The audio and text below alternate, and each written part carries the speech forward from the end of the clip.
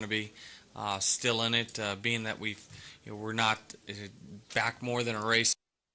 So we're looking forward to it. I think that it's obviously a very fun race, and for 30 30 some guys, it's going to be a lot of fun because they don't have to worry about points and things like that, and can throw caution in the wind. And I think that's a lot of reason that you see this race in the fall here be very exciting in a lot of different ways, is because obviously by this time of the season you kind of know what your objective is. All right, we'll go ahead and open it up for questions. For Denny, please raise your hand, state your name and affiliation, and we'll go ahead and start with Ed. Go ahead, Ed. Ed Hinton, ESPN.com. Are we right? Hey. Denny, Boyer and to a lesser extent Keselowski came in here today with a sort of, okay, this is wild, let's go do it, this will be fun. Boyer especially kind of maybe the prime possible beneficiary of the Talladega Scramble. Can attitude even make a dent in the luck of this place? If they go in, this is going to be fun, let's rock, can that even make a dent in the fortunes of this place? I don't think so. I think that it's just all a beast in its own, and a lot of times you find yourself in what you think is a good position, and you're still in a mess. And so, that's why you see, Jimmy, drivers of all time, and he can't figure out a way to finish these races because it's just, where you are at a particular time, and it all goes through cycles. There's a reason why there's not many, if at all, any drivers with a single-digit average finish on the super speedway, because you can't control it most of the time. So I think that that's just part of the game and what we play, and this is just one of the luck races that we're gonna have to deal with. All right, let's go to Bob and then Al. Go ahead, Bob. Bob Pocker, Sporting News. Does where you are in points determine at all maybe whether you land in the back or not? Not really. I wouldn't treat it. If I was 10th or 12th, I would just run all out. Which I think those guys probably will. But I'm just going to vary my strategy based off of how the race is going. If it's single file and kind of tame at times, then you want to try to make a run to the front and try to lead a lap or lead the most laps. But if it's getting wild, I'll adjust my strategy accordingly. Go ahead, Al. Yeah, Denny, Al Pearson, Auto Week. Should either we or fans read anything into the fact that you only ran, I think, 13 laps, Jimmy only ran 14, Harvick ran 6? Does that mean your cars are that ready, or do you not want to be out there and have a chance of running them into the ground or wrecking, maybe something like that? Well, I think a lot of it is this is a 500-mile race, and obviously any miles you can keep off of your race car and your engine, it just saves it. You don't want to have some kind of mechanical failure with 5 laps to go and say, man, I wish we didn't run those extra 5 laps of practice. But other than that, we just check for leaks, and really, we get here on Friday, but not many people were mentally engaged until Sunday. There's races that it's an off week for really the team guys and the drivers as far as thinking about what do you need for your car. So I think that there's not much to it other than just making sure our car we're going to race the same car that we showed up here with, because it's our primary for a reason. It's better than our backup. All right, let's go to Roger. Hi, Denny. Roger Holtzclaw, SpeedwayMedia.com. After all the news last week about your Joe Gibbs Toyotas coming up a little bit short on fuel mileage, have your engine tuners maybe changed a little bit in the engine package to help you out this weekend at Talladega? We won't change anything for this particular race. Simply the super speedway races tend to not be fuel mileage races. Unless you get into several green-white checkers. We have seen a couple years ago that it was a factor. But really, I think that you can make up positions so quick here in the probability of cautions within the last 20 laps is so much that that's when everyone pits and never really has a fuel issue anyway. But once we get to the other racetracks, we'll alter our strategy accordingly. But obviously we prefer to go out and lead laps and get everything out of our Toyotas that we possibly can, and that's the fuel strategy that we took.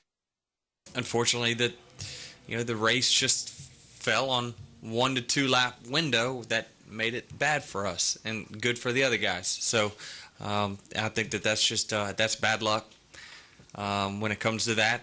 Of course, there's strategy being played on the other tracks when you change your horsepower for your tuning and things like that. But we had a fast race car, and we needed to optimize a fast race car at Dover last week. Obviously, knowing what we had to do there, it just was it was unlucky for us.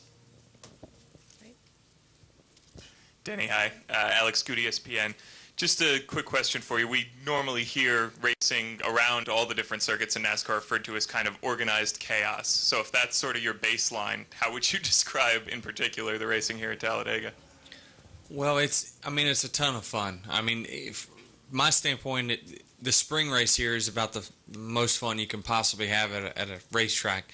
You're not really, no one's really thinking about points at that time. Everyone's kind of going all out.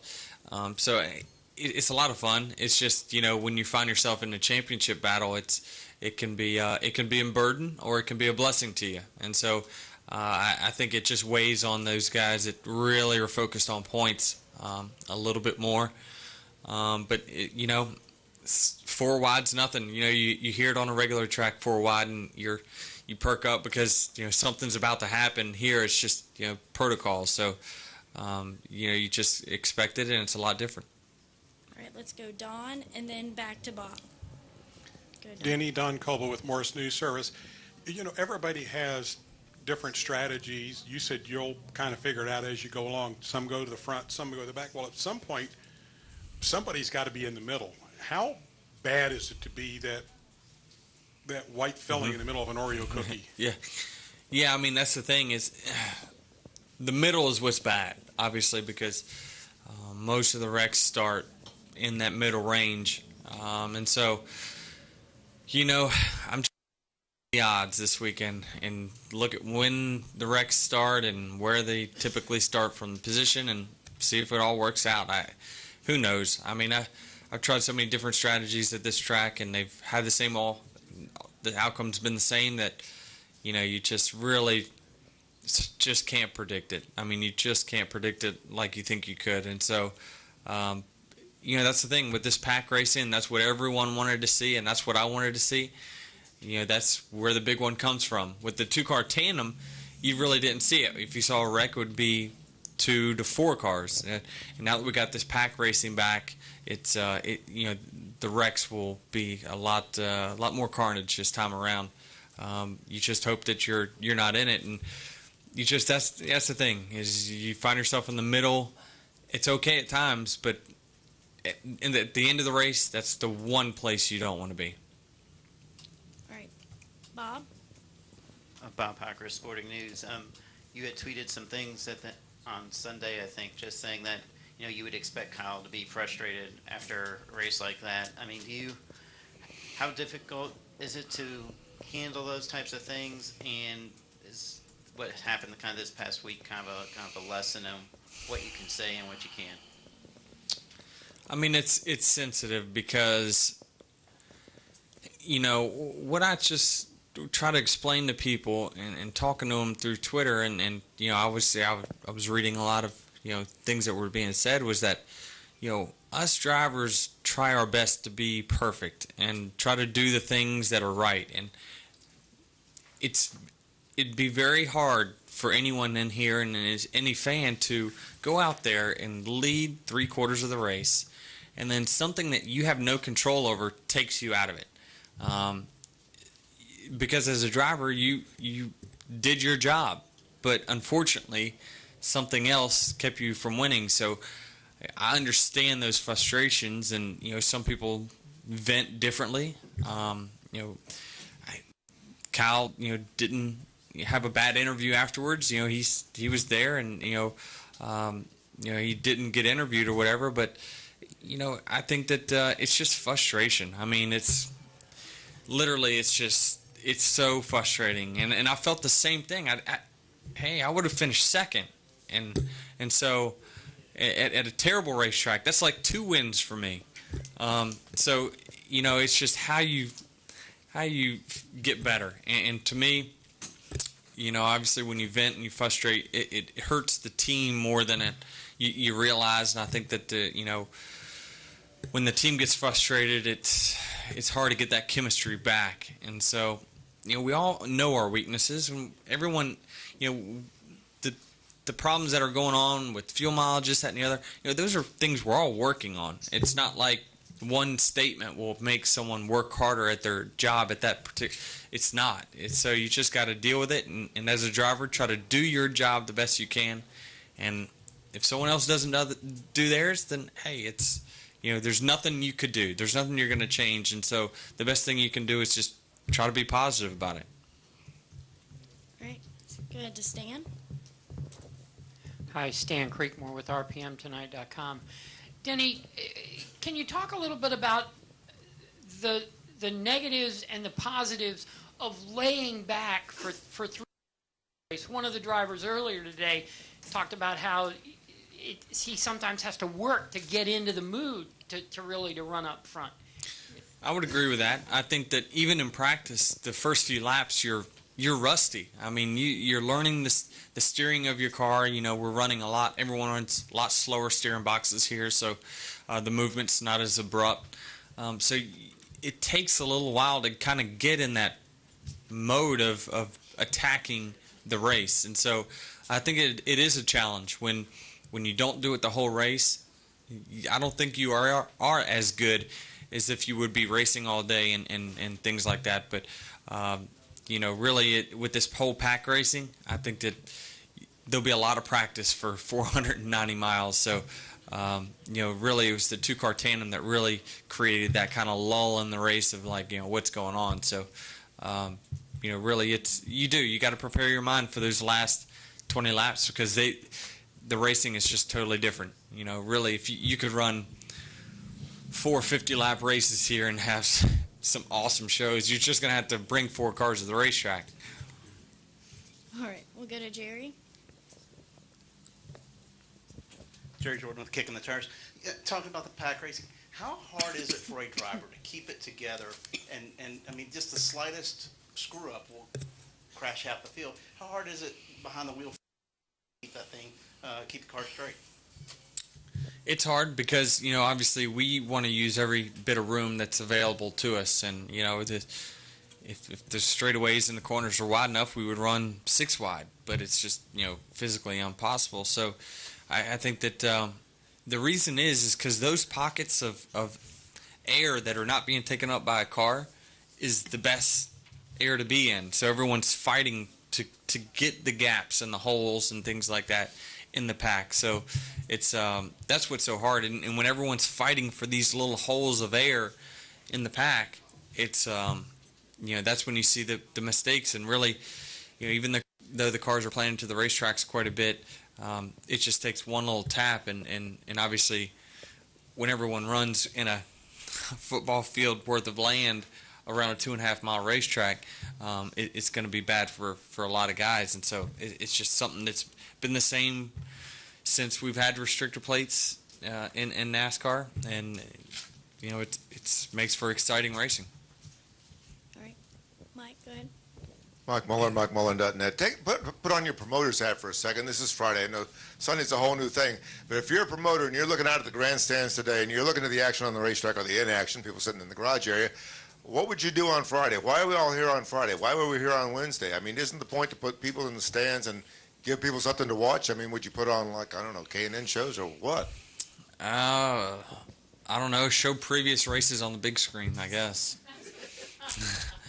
I mean, I don't know what you could do. I mean, literally, between Daytona and Talladega, why we're here for 3 days, I don't know. Like I said, everyone is mentally checked out until Sunday. So, don't ask for any intelligent answers. So it's I don't know. There's not much you can do. You're not going to force guys to go out on the racetrack and put their cars at risk. There's just too much work that goes into them. But really, I think in the future, NASCAR will probably look at making these 2-day shows, which they definitely should. But again, it's these racetracks have got to try to make some money too. So I don't know. Maybe let's have a little 25-lap dash for no points and just money or something on Friday. That'd be fun. All right. Any additional? Okay, Stan. Yeah, a question concerning something you said earlier, too, about tweeting. I can remember 30 years ago, drivers talked to a few fans, you talked to a few members, and that was it. You didn't hear from them again until the next racetrack. Do you like tweeting? And it pretty much makes you publicly accessible 24 hours a day, does it not? Only if you choose the little icon on your phone. You don't have to, but it is a public forum. But it's just anyone with a smartphone can start any page they want to, and you'll find a lot of different and interesting characters on it. You'll find a lot of morons on it, and it's just it's funny. Half of it is funny to me to read, but for the most part, you can get a kind of beat on your fans, but you're going to get one out of every 15 comments, something stupid, but they usually have an icon of one of your competitors on their as. All right, last call.